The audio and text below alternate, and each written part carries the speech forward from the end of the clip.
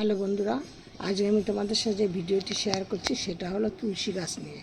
তুলসী গাছ কিন্তু এত বর্ষাতে গাছের ঝিমিয়ে যাচ্ছে, হঠাৎ করে গাছের কোনো বৃদ্ধি হচ্ছে না। সব কিছু আমি তোমাদের সাথে আজকে এই ভিডিওতে তোমাদের সাথে শেয়ার করব।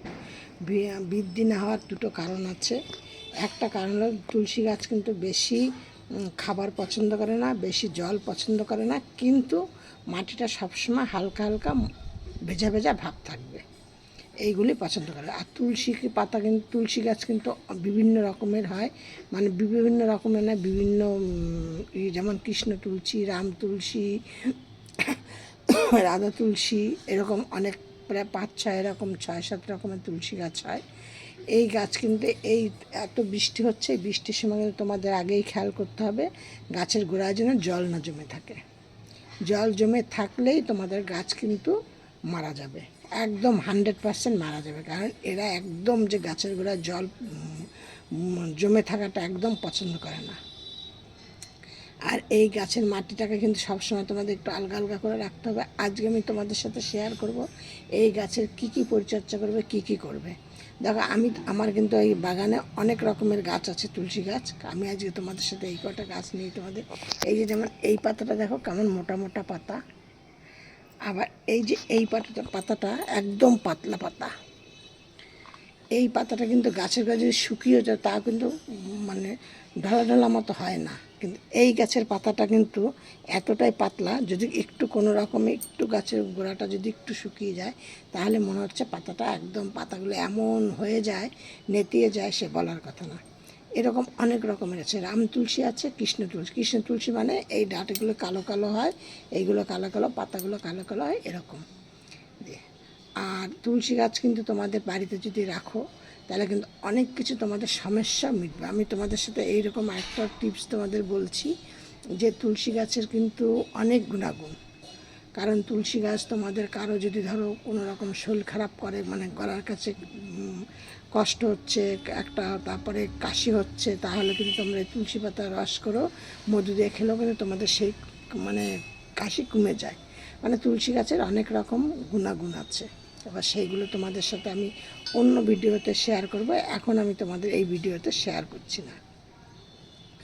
আর তুলসী গাছকে তেমন কিছু খাদ্য খাবার দিতে হয় না। তুলসী গাছ একটা আগাছা গাছ, তোমাদের যেইখানে সেখানেই তোমাদের হয়।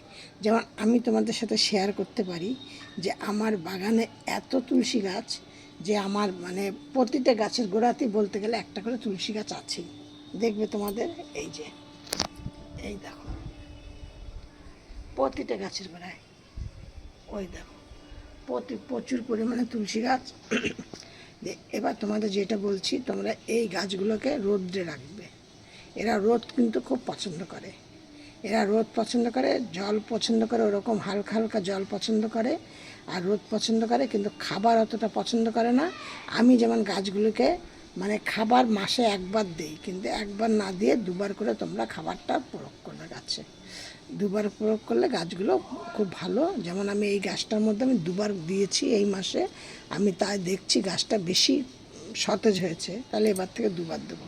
সেই জন্য আমি তোমাদের সাথে, আমি তোমাদের এর আগেও ভিডিওতে বলেছি, আমি আগে গাছকে দিয়ে দেখি, আমি যদি ভালো রেজাল্ট পাই তাহলে আমি তোমাদের সাথে সেইটা শেয়ার করি। আমি তোমাদেরকে প্রথমে বললাম একবার করে দিই, কিন্তু এইটা আমি দেখলাম দুবার দিয়ে গাছটা এত সুন্দর হয়েছে, আমি এবার থেকে দুবার করে দেবো। তোমরা দুবার করে গাছকে খেতে দেবে। আর তুলসী গাছে কিন্তু প্রচুর পোকা হয়, জার পোকা হয়, সাদা মাছি হয়, আর মিলিবাগ হয়।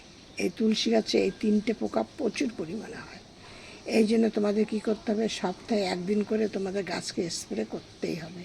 আমি তুলসী গাছ বলে আমি অন্য কিছু দিয়ে আমি করি না, স্প্রে করি না।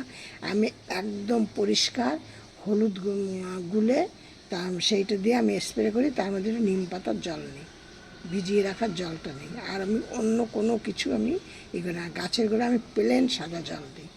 কারণ তুলসী গাছে আমি এলোমেলো এটা ওটা যে সবজির খোসা ভিজানো এইসব কোনো জল দিই না, প্লেন সাদা জল দিই। আর তোমাদের গাছের দিকে খেয়াল রাখতে হবে কী বলো তো, এই যে গাছে যে এই যে তোমাদের যে এই যে ফুলগুলো এসছে, এগুলো কিন্তু গাছের ফুল, এইগুলোকে এইভাবে করে কেটে দাও। এই যে দেখেছো, এইভাবে করে কেটে দাও, তাহলে দেখবে এই গাছটা তোমার আরও অনেক ঝাপালো হবে। আর আর এই যে ফুলগুলো যদি থাকে এই ফুলগুলো যখন থাকবে, এটা কিন্তু কাঁচা, যখন দেখবে এই ফুলগুলো যখন থাকবে, এই ফুলগুলো থাকলে কিন্তু গাছ আর বৃদ্ধি হবে না, আর গাছগুলো কেমন একটা হয়ে যায়, দিয়ে নেয়। আর এই ফুলগুলোকে যদি তোমরা কেটে কেটে এরকম ফেলে দাও, দিয়ে দেখবে আবার এইখান থেকে আমার প্রচুর পরিমাণে ডালপালা বেরোবে, আবার গাছটা খুব সুন্দর হবে, গাছও কিন্তু খুব তাড়াতাড়ি বৃদ্ধি পাবে।